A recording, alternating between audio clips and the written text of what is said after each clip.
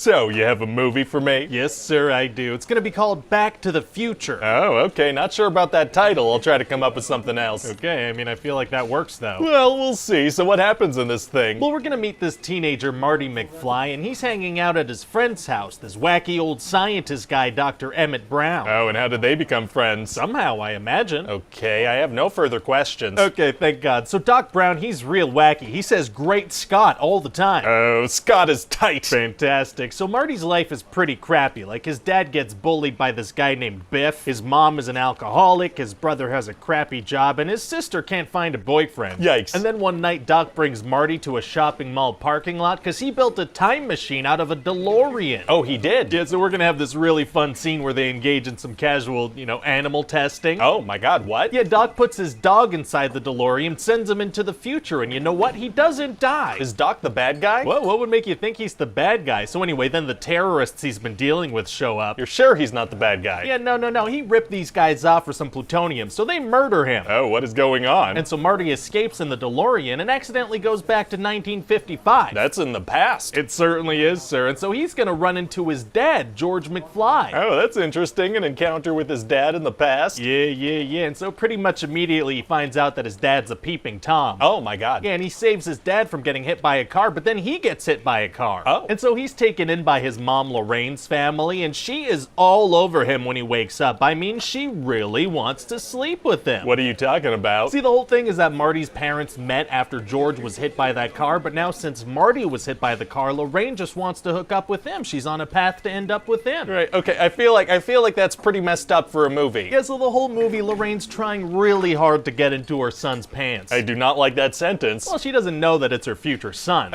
I don't see how that's gonna be fun for anyone to watch. I feel like everybody's gonna love it. Well, if you say so. So what else happens? Well, so Marty's gonna spend the movie trying to get his dad to hook up with his mom instead of him, because the future's getting all messed up now. Oh, really? Yeah, he goes to see Doc in 1955, and Doc is like, uh-oh, Marty, this isn't good. How can he tell? Well, Marty has this photo with him from the future, and you can see his siblings starting to disappear from it bit by bit, because they were never born. So that exact photo at that exact time, at that exact angle, was still taken despite the wildly different circumstances? That's what we're going with. Well, okay then. So anyway, Marty hatches a plan to get Lorraine to go to the dance with George instead of him and get them to fall in love. How does he plan on doing that? Sorry, sir, can I just a minute, Larry. So what's the plan? Well, he's gonna pretend to force himself on his own mother, and then his father's gonna come in and beat him off, and that's really gonna impress the mom, and then she's gonna want to hook up with him instead of her own son.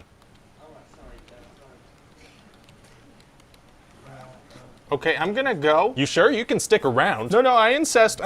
Not sure what that guy's problem was, so how does the plan play out? Oh, well, turns out that bully Biff shows up, and he actually tries to force himself on Lorraine. Oh, no. Yeah, he's really going at it. He's really trying to take advantage of this girl. And you're sure this is a family movie? I'm telling you, I feel like it's gonna be a classic. So then George really does save the day by standing up to Biff and punching him out. Wow.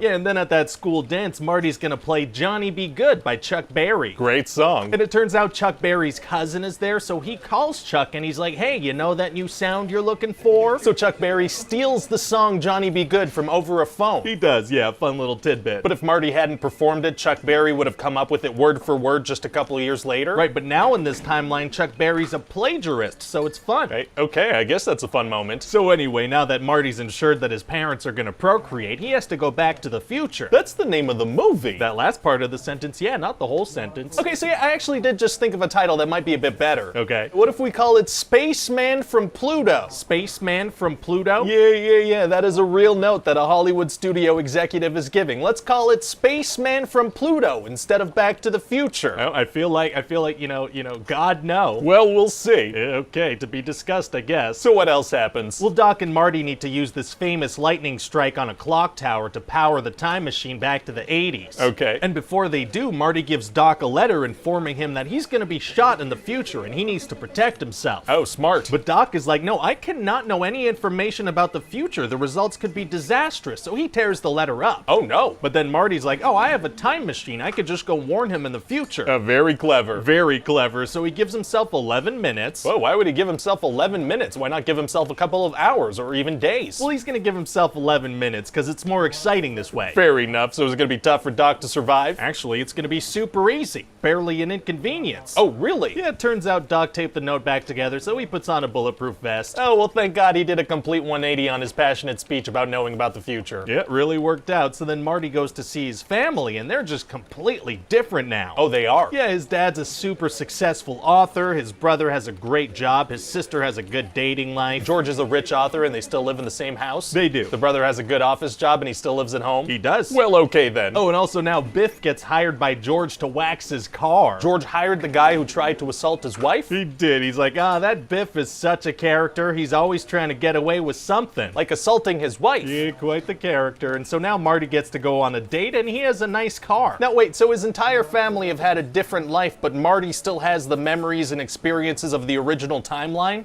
Yeah. So what happens to the version of Marty that was living with the family on this new timeline that they were interacting with on a daily basis? Yeah, don't worry about any of that. Oh, okay, I won't. Great, so what do you think? Well, it sounds insane and inappropriate in several ways, but somehow I do think it'll be a classic. Oh yeah, nobody's ever gonna dare to even think about remaking this thing.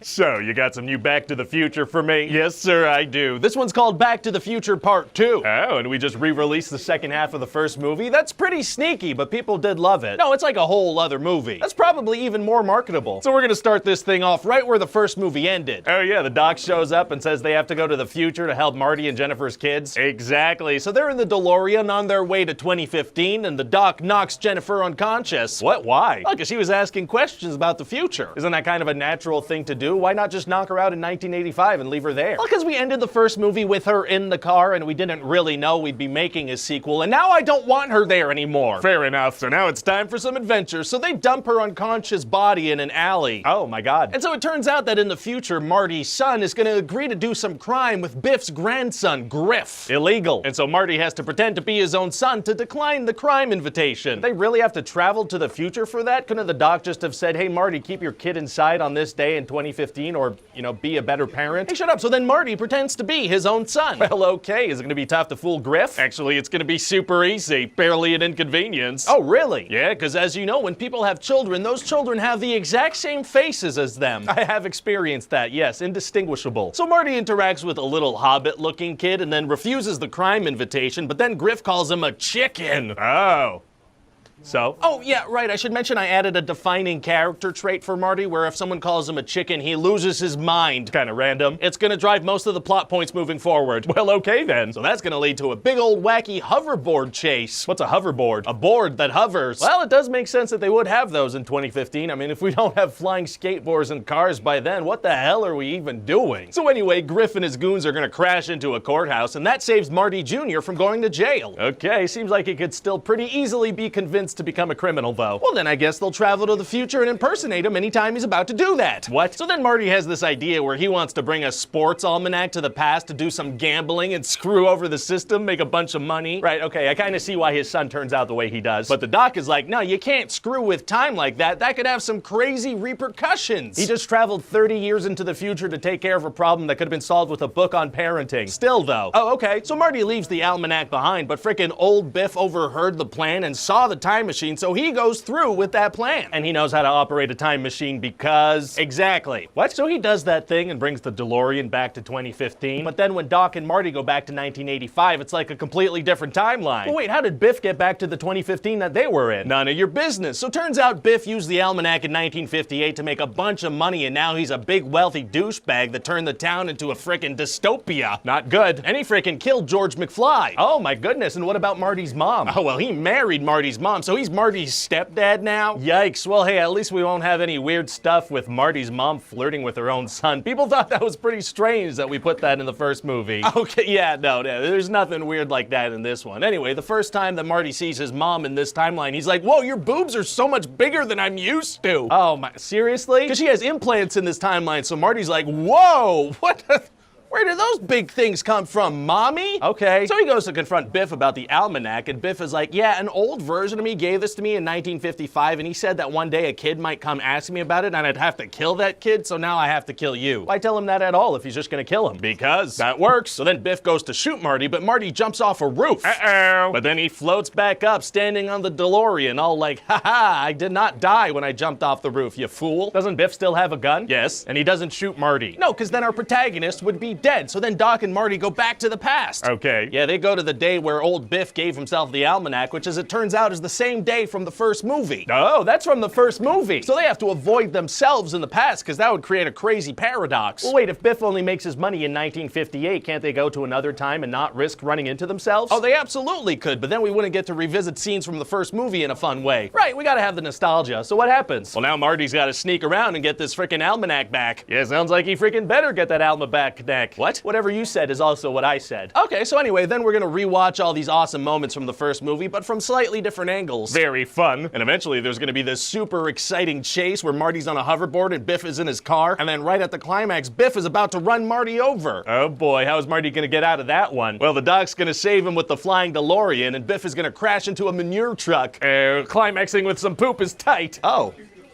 What? Wow, well, sounds like a great movie. Oh, well, wait, it's not done. Oh, it's not? No, see, before the Doc can land, the DeLorean gets struck by lightning, so that sends it into the past, into the Old West. Doesn't it need to be traveling 88 miles per hour? Nope. Are you sure? It's written right here, sir. Oh, well, okay. So then a Western Union guy shows up, and he's like, hey, we've been holding on to this letter from this Doc for like 70 years. Oh, fantastic customer service. Yeah. So what does Marty do? Well, he goes to see the Doc that's still in 1955, and then we're gonna play a full trailer for the next movie. We what? An entire trailer for the next movie. I figure we shoot 2 of these movies at once. So we don't even end this movie the way that movies end. We're just like, hey, more stuff, please stay tuned. Yes, we can do that? Why end it when you could just be like, hey, we're stopping it here for now.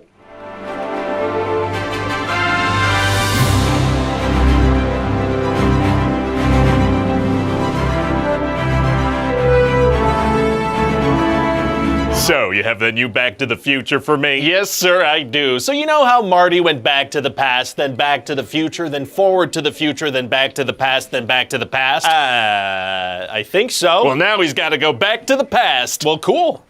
Yeah, see, the Doc got sent back to 1885, so Marty goes to see 1955 Doc for help. Okay. And they find out that Doc frickin' dies in 1885, shot in the back by Buford Tannen over a matter of $80. How do they find that out? Well, I mean, it's written on the tombstone. Do they usually write on tombstones how the person died? Yes, sir, that's how most murders are solved. The cops just check the tombstone to see what happened. Is that how police work works? So Marty and the Doc get the DeLorean up to 88 miles per hour and send Marty back to the past. But didn't Doc get sent back there without having gone 88 miles per hour? Yeah, but now you gotta do it again for some reason. Oh, okay. So he heads back into the past, into the desert, and there are like a bunch of Native Americans, so he's like, Indians! Is that offensive? I don't care. So he tries to hide from them, but then he gets attacked by a bear. In the desert? One of those desert bears. Unexpected bears are tight. So Marty runs away and winds up on his Irish ancestors' property. Wow, what are the odds of that? 4. What? So we're gonna have this fun thing where he interacts with them, and obviously they look just like him and his mom. Wow. Well, it would have been nice to have one of these movies not make me think that the McFlys are kind of into inbreeding. Well, this won't be it. So they help him out a bit, and the next day they head into town, and he sees the Doc, who's just like living a new life. Okay. So he reveals to him that Buford Mad Dog Tannen's gonna shoot him on Monday, so they gotta do something to prevent that. So he pays them the $80? Nope. So they leave town for a bit? Nuh-uh. All right, well, those 2 things definitely would have worked. Yeah, but then the movie would be over, and I'd like for it to continue for a little while longer. That's fair enough. So they need to get the DeLorean up to 88 miles per hour, because that's a thing again. Sure. But one of those Native Americans shot the gas tank with an arrow, so that thing can't move. Well, luckily there's another DeLorean in 1885. Didn't the Doc just get there in one? I have no way of knowing that. Well, but there's a complication now. What's that? The Doc falls in love. Ooh. With who? This teacher, Clara, who's new in town. What makes them fall in love? They speak 3 times and have read the same book. That'll do it. But then Mad Dog gets mad at Marty, so he wants to kill him instead in a duel. Uh-oh, gonna be tough to beat him in a duel. Actually, it's gonna be super easy. Barely an inconvenience. Oh, really? Yeah, Marty has a secret. Oh, right, it's that he's actually a great shot, right? Because of the arcades he plays? Well, yeah, but no, that's not it. Oh, see, he wears a piece of metal on his chest, so when he gets shot, it doesn't hurt him. What if Mad Dog had shot him anywhere other than the chest? Well, he doesn't. But why did he bet his life on that? Because I never would have written that. I don't want that to happen to Marty. Oh, okay, gotcha. So then Marty plays dead, but then jumps up and punches Mad Dog in the face a bunch. So he gave up the advantage he had in a duel to try and beat up a guy much bigger than him in hand-to-hand combat. Exactly, and it works perfectly. Well, great. Anyway, so now Doc and Marty have decided to steal a train and have it push the DeLorean down some unfinished tracks into a ravine. Well, that seems unwise. Well, no, because see, the tracks will be completed in the future, so it's gonna be okay. They'll just shoot out onto some active railroad tracks. That's the plan. So they're doing that, but then Clara jumps onto the back of a train like a madwoman, so the Doc has to save her. Why did she do that? Well, she didn't believe that he was a time traveler, but then she did, so she decided to do some stunts about it. Well, okay then. So Doc saves her and they veer off on a hoverboard and Marty shoots into the future. Oh, wow, wow, wow. Wow, but he shoots onto some train tracks, so he almost gets killed by a train. Yeah, it seemed like that might happen. So now the DeLorean is destroyed, which is what the Doc wanted. Well, great. So Marty goes to get Jennifer, who he had left unconscious on a porch swing. Oh, right. In which timeline did he leave her on that thing? There's no way for me to know that either, so they go check out the wreckage of the DeLorean on the train tracks. Did nobody investigate that or clean it up at all? Nope, and then the Doc shows up on a train version of a time machine, and he's got Clara with him and their two kids who point at their own crotches sometimes. How did he know Marty would be there? Unclear. I thought you just said he wanted the time machine destroyed. Why'd he build another one? So we can see him one last time before the credits roll. Oh, okay, gotcha. And so that's about it. What do you think? Well, it sounds like a classic trilogy. Maybe we can make more someday. Never. All right, well, maybe somebody else will take up the mantle of old scientist and teenager go on adventures. Hi, this is Ryan George from The Thing You Just Watched. Please enjoy this slideshow from The Thing You Just Watched.